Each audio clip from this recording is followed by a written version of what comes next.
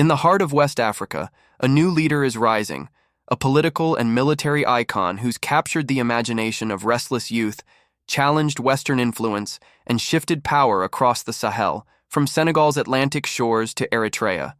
On the Red Sea, who is this rising force? And what does it mean for Africa's future? Who is Captain Ibrahim Traore? Once a young military officer, Traore is now the face of a new era in Burkina Faso, leading the Russia-backed junta. But how did he rise so quickly to become a symbol of resistance? And what does his leadership mean for the future of Africa?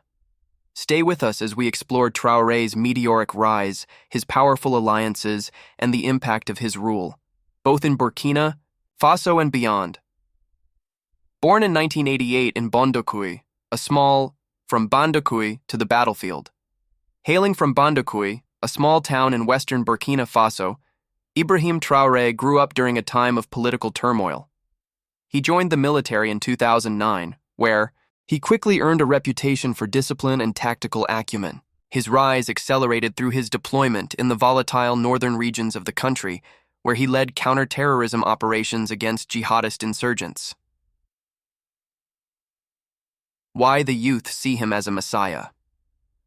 So, what makes Captain Ibrahim Traore a figure of legitimacy in Burkina Faso and beyond?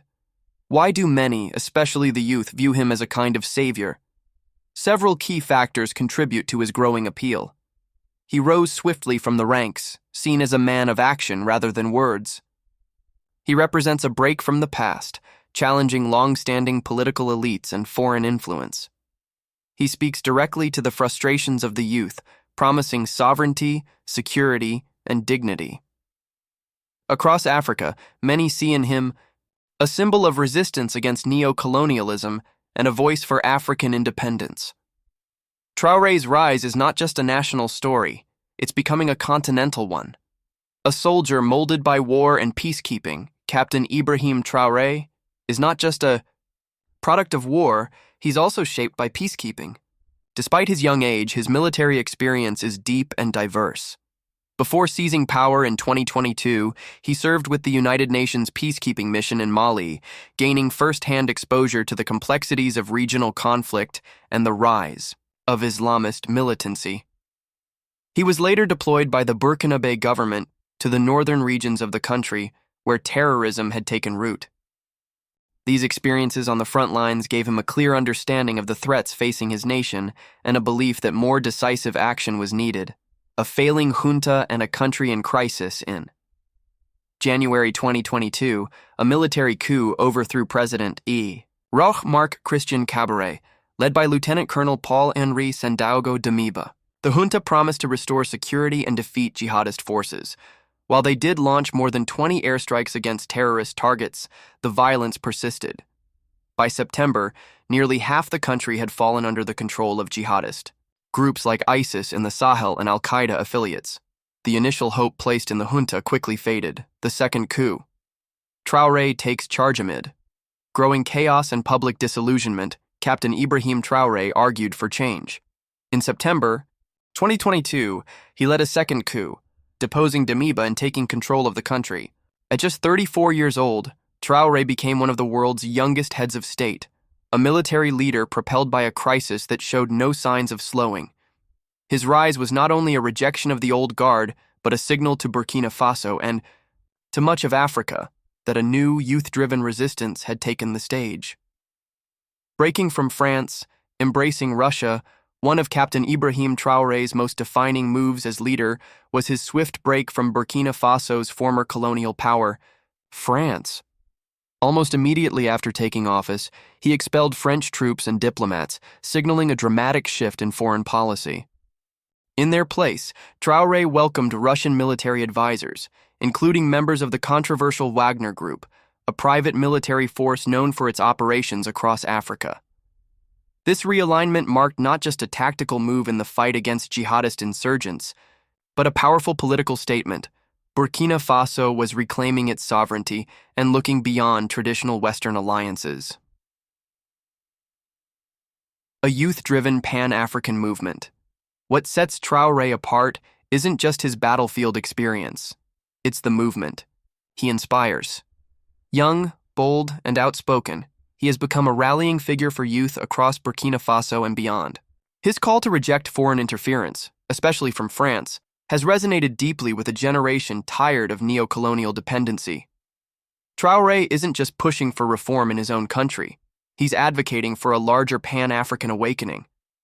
His message challenges the long-standing influence of Western powers in Africa, particularly France, which continued to exert control over Burkina Faso's economy and security even after independence. Now, under Traore, that era is being forcefully dismantled, and many young Africans see in him a symbol of defiance and hope. Traore and the legacy of Thomas Sankara, Captain Ibrahim Traore's bold rhetoric, anti-imperialist, nationalist, and unapologetically Pan-African, has struck a deep chord with the youth of Burkina Faso. Social media is awash with images of Traore alongside revolutionary icons like Thomas Sankara, the legendary former president who ruled from 1983 until his assassination in 1987. The parallels are striking. Both came to power young, driven by a vision of African self-reliance. Both rejected foreign interference, especially from France. Both became symbols of hope, not just within Burkina Faso, but across Africa. Like Sankara, Traore has captured the imagination of a new generation, one that demands dignity, independence, and change. Surviving a coup, battling new threats. In April 2025, Traore's government survived an attempted coup. According to official statements, the masterminds were operating from neighboring Ivory Coast. Loyalist forces acted swiftly, crushing the rebellion and strengthening Traore's grip on power. Yet, security remains Burkina Faso's greatest challenge.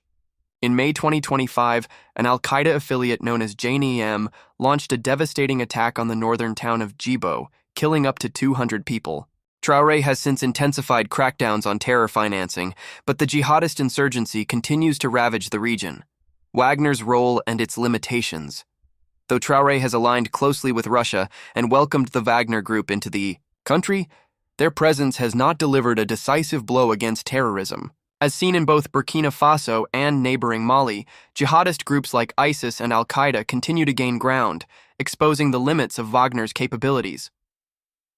The Russia pivot and a struggling region.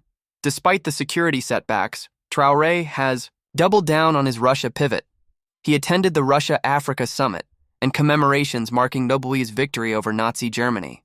He continues to court Russian investment and influence, positioning himself as the face of a pro-Russia movement across the Sahel. But the road ahead is treacherous. Burkina Faso faces extreme economic hardship, widespread insecurity, and a growing humanitarian crisis.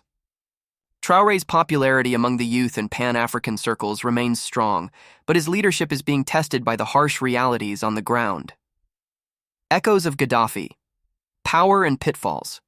History offers a cautionary tale. Libya's Muammar Gaddafi also rose as a visionary reformer, promising justice, unity, and freedom. But over time, his regime became increasingly authoritarian, ending in chaos and collapse. Final question: will Traore rewrite history? Captain Ibrahim Traore stands at a crossroads. Will he become the leader who rewrites Africa's narrative, breaking the cycle of dependency and authoritarianism? Or will he follow the tragic arc of so many revolutionaries before him? Only time will tell if Traore's revolution will endure.